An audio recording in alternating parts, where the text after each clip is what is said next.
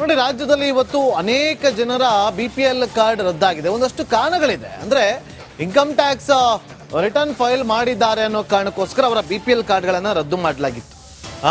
ಈಗ ಅದರ ಮುಂದುವರೆದ ಭಾಗವಾಗಿ ಗೃಹಲಕ್ಷ್ಮಿಗೂ ಕೂಡ ಪಡಿತರಕ್ಕೂ ಸಂಬಂಧವಿಲ್ಲ, ಅನರ್ಹ ಕಾರ್ಡ್ಗಳನ್ನು ರದ್ದುಪಡಿಸಲಾಗಿದೆ, ಮಾನದಂಡಗಳನ್ನ ಆಧರಿಸಿ ರದ್ದುಗೊಳಿಸಲಾಗಿದೆ, ಕೆಲವು ತಪ್ಪು ಆಗಿದೆ, ಅದನ್ನ ಸರಿಪಡಿಸ್ತೀವಿ ಅಂತೇಳಿ ಮಂಗಳೂರಲ್ಲಿ ಸಚಿವ ದಿನೇಶ್ ಗುಂಡೂರಾವ್ ಅವರು ಸ್ಪಷ್ಟನೆಯನ್ನ ಕೊಟ್ಟಿದ್ದಾರೆ.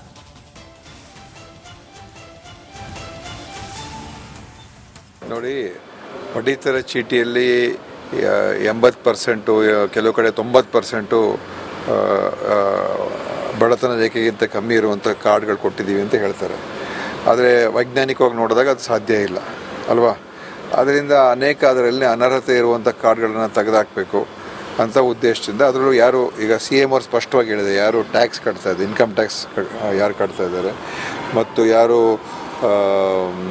ಸರ್ಕಾರಿ ನೌಕರರಿದ್ದಾರೆ, ಈ ಕೆಲವು ಮಾನದಂಡಗಳ ಮೇಲೆ ತೆಗಿಬೇಕು ಅಂತ ಹೇಳಿದ್ದಾರೆ.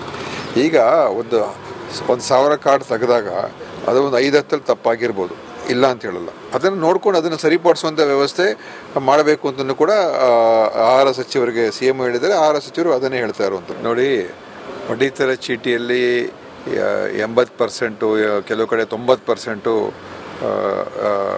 ನೋಡಿ, ಇದೆಲ್ಲ ಪರಿಷ್ಕರಣೆ. ಈ ಸೇವಾ ಶುಲ್ಕ ಆಸ್ಪತ್ರೆಗೆ ಹೋಗ್ತದೆ.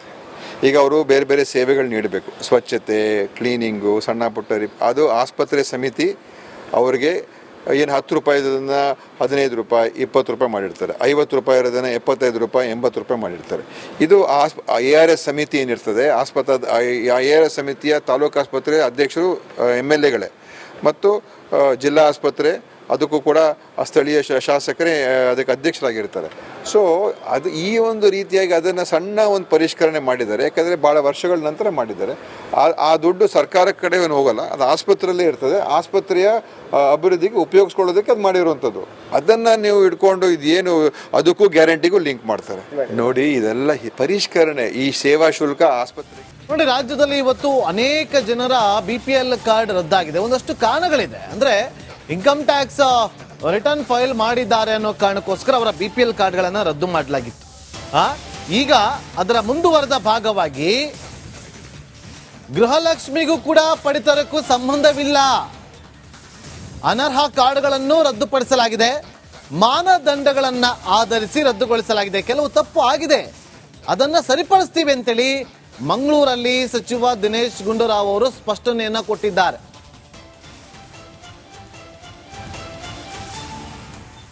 ನೋಡಿ, ಪಡಿತರ ಚೀಟಿಯಲ್ಲಿ 80%, ಕೆಲವು ಕಡೆ 90% ಬಡತನ ರೇಖೆಗಿಂತ ಕಮ್ಮಿ ಇರುವಂಥ ಕಾರ್ಡ್ಗಳು ಕೊಟ್ಟಿದ್ದೀವಿ ಅಂತ ಹೇಳ್ತಾರೆ. ಆದರೆ ವೈಜ್ಞಾನಿಕವಾಗಿ ನೋಡಿದಾಗ ಅದು ಸಾಧ್ಯ ಇಲ್ಲ ಅಲ್ವಾ. ಅದರಿಂದ ಅದರಲ್ಲಿ ಅನರ್ಹತೆ ಇರುವಂಥ ಕಾರ್ಡ್ಗಳನ್ನು ತೆಗೆದುಹಾಕಬೇಕು ಅಂತ ಉದ್ದೇಶದಿಂದ, ಅದರಲ್ಲೂ ಯಾರು ಈಗ CM ಅವರು ಸ್ಪಷ್ಟವಾಗಿ ಹೇಳಿದೆ, ಯಾರು ಟ್ಯಾಕ್ಸ್ ಕಟ್ತಾ ಇದ್ದಾರೆ, ಇನ್ಕಮ್ ಟ್ಯಾಕ್ಸ್ ಯಾರು ಕಟ್ತಾ ಇದ್ದಾರೆ ಮತ್ತು ಯಾರು ಸರ್ಕಾರಿ ನೌಕರರಿದ್ದಾರೆ, ಈ ಕೆಲವು ಮಾನದಂಡಗಳ ಮೇಲೆ ತೆಗಿಬೇಕು ಅಂತ ಹೇಳಿದ್ದಾರೆ. ಈಗ ಒಂದು 1000 ಕಾರ್ಡ್ ತೆಗೆದಾಗ ಅದು ಒಂದು 5-10 ತಪ್ಪಾಗಿರ್ಬೋದು, ಇಲ್ಲ ಅಂತ ಹೇಳಲ್ಲ. ಅದನ್ನು ನೋಡ್ಕೊಂಡು ಅದನ್ನು ಸರಿಪಡಿಸುವಂಥ ವ್ಯವಸ್ಥೆ ಮಾಡಬೇಕು ಅಂತಲೂ ಕೂಡ ಆಹಾರ ಸಚಿವರಿಗೆ CM ಹೇಳಿದ್ದಾರೆ. ಆಹಾರ ಸಚಿವರು ಅದನ್ನೇ ಹೇಳ್ತಾ ಇರುವಂಥದ್ದು. ನೋಡಿ, ಪಡಿತರ ಚೀಟಿಯಲ್ಲಿ 80%, ಕೆಲವು ಕಡೆ 90% ನೋಡಿ, ಇದೆಲ್ಲ ಪರಿಷ್ಕರಣೆ. ಈ ಸೇವಾ ಶುಲ್ಕ ಆಸ್ಪತ್ರೆಗೆ ಹೋಗ್ತದೆ. ಈಗ ಅವರು ಬೇರೆ ಬೇರೆ ಸೇವೆಗಳು ನೀಡಬೇಕು, ಸ್ವಚ್ಛತೆ, ಕ್ಲೀನಿಂಗು, ಸಣ್ಣ ಪುಟ್ಟ ಅದು ಆಸ್ಪತ್ರೆ ಸಮಿತಿ ಅವರಿಗೆ ಏನು 10 ರೂಪಾಯಿದನ್ನು 15 ರೂಪಾಯಿ 20 ರೂಪಾಯಿ ಮಾಡಿರ್ತಾರೆ, 50 ರೂಪಾಯಿ ಇರೋದನ್ನು 75 ರೂಪಾಯಿ 80 ರೂಪಾಯಿ ಮಾಡಿರ್ತಾರೆ. ಇದು ARS ಸಮಿತಿ ಏನಿರ್ತದೆ, ARS ಸಮಿತಿಯ ತಾಲೂಕು ಆಸ್ಪತ್ರೆ ಅಧ್ಯಕ್ಷರು MLAಗಳೇ ಮತ್ತು ಜಿಲ್ಲಾ ಆಸ್ಪತ್ರೆ ಅದಕ್ಕೂ ಕೂಡ ಸ್ಥಳೀಯ ಶಾಸಕರೇ ಅದಕ್ಕೆ ಅಧ್ಯಕ್ಷರಾಗಿರ್ತಾರೆ. ಸೊ ಅದು ಈ ಒಂದು ರೀತಿಯಾಗಿ ಅದನ್ನು ಸಣ್ಣ ಒಂದು ಪರಿಷ್ಕರಣೆ ಮಾಡಿದ್ದಾರೆ. ಯಾಕಂದರೆ ಭಾಳ ವರ್ಷಗಳ ನಂತರ ಮಾಡಿದ್ದಾರೆ. ಆ ದುಡ್ಡು ಸರ್ಕಾರ ಕಡೆ ಏನು ಹೋಗಲ್ಲ, ಅದು ಆಸ್ಪತ್ರೆಯಲ್ಲೇ ಇರ್ತದೆ. ಆಸ್ಪತ್ರೆಯ ಅಭಿವೃದ್ಧಿಗೆ ಉಪಯೋಗಿಸ್ಕೊಳ್ಳೋದಕ್ಕೆ ಅದು ಮಾಡಿರುವಂಥದ್ದು. ಅದನ್ನು ನೀವು ಇಟ್ಕೊಂಡು ಇದೇನು ಅದಕ್ಕೂ ಗ್ಯಾರಂಟಿಗೂ ಲಿಂಕ್ ಮಾಡ್ತಾರೆ. ನೋಡಿ, ಇದೆಲ್ಲ ಪರಿಷ್ಕರಣೆ. ಈ ಸೇವಾ ಶುಲ್ಕ ಆಸ್ಪತ್ರೆಗೆ ನೋಡಿ, ರಾಜ್ಯದಲ್ಲಿ ಇವತ್ತು ಅನೇಕ ಜನರ BPL ಕಾರ್ಡ್ ರದ್ದಾಗಿದೆ. ಒಂದಷ್ಟು ಕಾರಣಗಳಿದೆ. ಅಂದ್ರೆ ಇನ್ಕಮ್ ಟ್ಯಾಕ್ಸ್ ರಿಟರ್ನ್ ಫೈಲ್ ಮಾಡಿದ್ದಾರೆ ಅನ್ನೋ ಕಾರಣಕ್ಕೋಸ್ಕರ ಅವರ BPL ಕಾರ್ಡ್ಗಳನ್ನು ರದ್ದು ಮಾಡಲಾಗಿತ್ತು. ಈಗ ಅದರ ಮುಂದುವರೆದ ಭಾಗವಾಗಿ ಗೃಹಲಕ್ಷ್ಮಿಗೂ ಕೂಡ ಪಡಿತರಕ್ಕೂ ಸಂಬಂಧವಿಲ್ಲ. ಅನರ್ಹ ಕಾರ್ಡ್ಗಳನ್ನು ರದ್ದುಪಡಿಸಲಾಗಿದೆ. ಮಾನದಂಡಗಳನ್ನ ಆಧರಿಸಿ ರದ್ದುಗೊಳಿಸಲಾಗಿದೆ. ಕೆಲವು ತಪ್ಪು ಆಗಿದೆ, ಅದನ್ನ ಸರಿಪಡಿಸ್ತೀವಿ ಅಂತೇಳಿ ಮಂಗಳೂರಲ್ಲಿ ಸಚಿವ ದಿನೇಶ್ ಗುಂಡೂರಾವ್ ಅವರು ಸ್ಪಷ್ಟನೆಯನ್ನ ಕೊಟ್ಟಿದ್ದಾರೆ.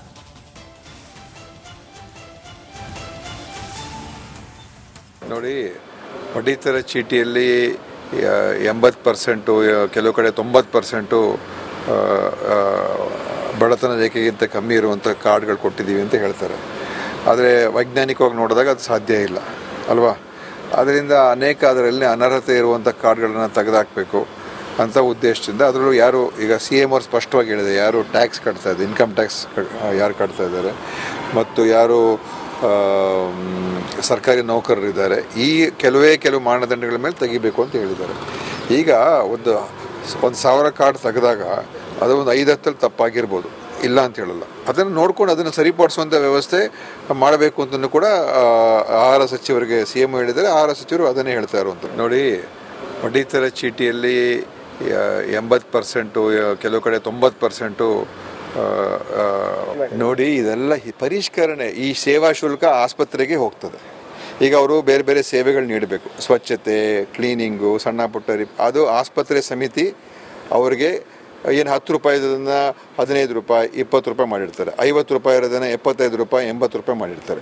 ಇದು ARS ಸಮಿತಿ ಏನಿರ್ತದೆ, ARS ಸಮಿತಿಯ ತಾಲೂಕು ಆಸ್ಪತ್ರೆ ಅಧ್ಯಕ್ಷರು MLAಗಳೇ ಮತ್ತು ಜಿಲ್ಲಾ ಆಸ್ಪತ್ರೆ ಅದಕ್ಕೂ ಕೂಡ ಸ್ಥಳೀಯ ಶಾಸಕರೇ ಅದಕ್ಕೆ ಅಧ್ಯಕ್ಷರಾಗಿರ್ತಾರೆ. ಸೊ ಅದು ಈ ಒಂದು ರೀತಿಯಾಗಿ ಅದನ್ನು ಸಣ್ಣ ಒಂದು ಪರಿಷ್ಕರಣೆ ಮಾಡಿದ್ದಾರೆ. ಯಾಕಂದರೆ ಭಾಳ ವರ್ಷಗಳ ನಂತರ ಮಾಡಿದ್ದಾರೆ. ಆ ದುಡ್ಡು ಸರ್ಕಾರ ಕಡೆ ಏನು ಹೋಗಲ್ಲ, ಅದು ಆಸ್ಪತ್ರೆಯಲ್ಲೇ ಇರ್ತದೆ. ಆಸ್ಪತ್ರೆಯ ಅಭಿವೃದ್ಧಿಗೆ ಉಪಯೋಗಿಸ್ಕೊಳ್ಳೋದಕ್ಕೆ ಅದು ಮಾಡಿರುವಂಥದ್ದು. ಅದನ್ನು ನೀವು ಇಟ್ಕೊಂಡು ಇದೇನು ಅದಕ್ಕೂ ಗ್ಯಾರಂಟಿಗೂ ಲಿಂಕ್ ಮಾಡ್ತಾರೆ. ನೋಡಿ, ಇದೆಲ್ಲ ಪರಿಷ್ಕರಣೆ. ಈ ಸೇವಾ ಶುಲ್ಕ ಆಸ್ಪತ್ರೆ ನೋಡಿ, ರಾಜ್ಯದಲ್ಲಿ ಇವತ್ತು ಅನೇಕ ಜನರ BPL ಕಾರ್ಡ್ ರದ್ದಾಗಿದೆ. ಒಂದಷ್ಟು ಕಾರಣಗಳಿದೆ. ಅಂದ್ರೆ ಇನ್ಕಮ್ ಟ್ಯಾಕ್ಸ್ ರಿಟರ್ನ್ ಫೈಲ್ ಮಾಡಿದ್ದಾರೆ ಅನ್ನೋ ಕಾರಣಕ್ಕೋಸ್ಕರ ಅವರ BPL ಕಾರ್ಡ್ಗಳನ್ನು ರದ್ದು ಮಾಡಲಾಗಿತ್ತು. ಈಗ ಅದರ ಮುಂದುವರೆದ ಭಾಗವಾಗಿ ಗೃಹಲಕ್ಷ್ಮಿಗೂ ಕೂಡ ಪಡಿತರಕ್ಕೂ ಸಂಬಂಧವಿಲ್ಲ. ಅನರ್ಹ ಕಾರ್ಡ್ಗಳನ್ನು ರದ್ದುಪಡಿಸಲಾಗಿದೆ. ಮಾನದಂಡಗಳನ್ನ ಆಧರಿಸಿ ರದ್ದುಗೊಳಿಸಲಾಗಿದೆ. ಕೆಲವು ತಪ್ಪು ಆಗಿದೆ, ಅದನ್ನ ಸರಿಪಡಿಸ್ತೀವಿ ಅಂತೇಳಿ ಮಂಗಳೂರಲ್ಲಿ ಸಚಿವ ದಿನೇಶ್ ಗುಂಡೂರಾವ್ ಅವರು ಸ್ಪಷ್ಟನೆಯನ್ನ ಕೊಟ್ಟಿದ್ದಾರೆ.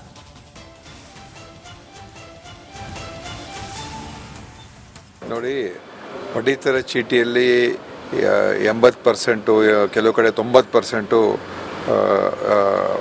ಬಡತನ ರೇಖೆಗಿಂತ ಕಮ್ಮಿ ಇರುವಂಥ ಕಾರ್ಡ್ಗಳು ಕೊಟ್ಟಿದ್ದೀವಿ ಅಂತ ಹೇಳ್ತಾರೆ. ಆದರೆ ವೈಜ್ಞಾನಿಕವಾಗಿ ನೋಡಿದಾಗ ಅದು ಸಾಧ್ಯ ಇಲ್ಲ ಅಲ್ವಾ.